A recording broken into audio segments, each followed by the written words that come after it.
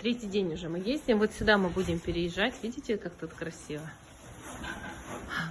А сегодня мы будем здесь ставить опалубку и заливать бетон, чтобы потом выкладывать блок до кровли.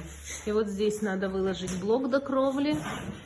А вот это потом будет ломаться. Но пока мы это не ломаем, потому что это вообще вот гостиная должна быть.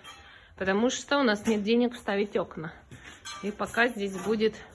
И вот видите, потолок высоко. Я не знаю, понятно, непонятно. Кровля. Вот здесь нам надо будет затянуть сеткой, потому что комары.